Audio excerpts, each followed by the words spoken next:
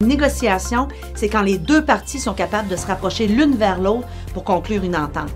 Madame Lebel, sérieusement, je vous entends dire ça, alors que nos représentants nous disent que vous envoyez à vos tables des gens qui n'ont pas de mandat et qui reportent sans cesse les rencontres de négociation.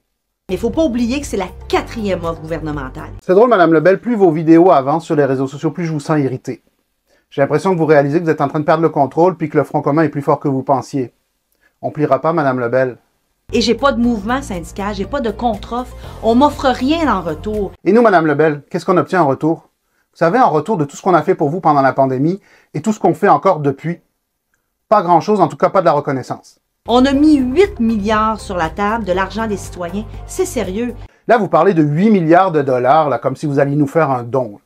Je vous rappelle qu'on parle de salaire, qu'on parle de gens qui vont travailler pour recevoir cet argent. Je vous rappelle aussi que nous sommes aussi des citoyens, nous payons des taxes, nous consommons.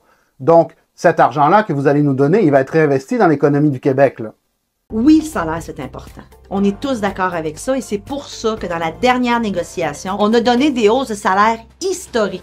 Entre autres à qui? Aux infirmières, aux enseignantes, aux préposés aux bénéficiaires. M. Legault aussi fait ça. Ah, on a augmenté tel corps d'emploi. Ah, on a augmenté tel corps d'emploi. Au début, je trouvais que c'était une maladresse, mais en fait, non, c'est pas de la maladresse, là. Vous voulez nous diviser.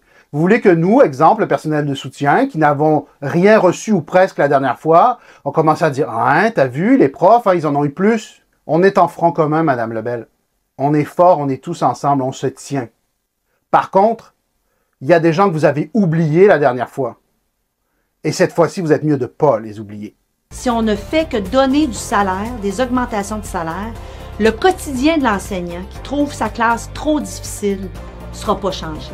Vous avez strictement rien compris à comment ça se passe.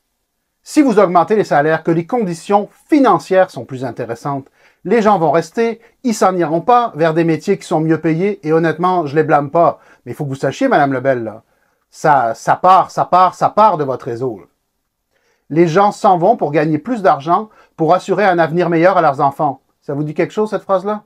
Je vais parler pour le personnel de soutien, pour les gens que je représente. Le personnel de soutien va rester, et qu'est-ce qu'il va faire, ce personnel-là? Il va soutenir les enseignants. Donc, le quotidien de l'enseignant, oui, il va être plus facile, parce que son collègue ou sa collègue va pas s'en aller pour aller travailler ailleurs. Alors oui, augmenter les salaires, ça fait en sorte que ça améliore les conditions sur le terrain. C'est une chance qu'on a dans cette négociation-ci d'améliorer les conditions de travail. Votre offre, elle est indécente. Votre offre rehaussée, elle est indécente. Moi, personnellement, Madame Lebel, je représente du personnel de soutien scolaire, dont certains vivent dans la précarité. Donc le salaire, Madame Lebel, c'est important. Si le salaire, c'était pas si important que ça, pourquoi vous êtes allé vous chercher une augmentation de 30 %? Peut-être vous avez juste à réorganiser l'Assemblée nationale. Les acquis, là, c'est pas des nananes, c'est pas des cadeaux qui nous ont été faits. C'est des choses que nos prédécesseurs ont gagnées.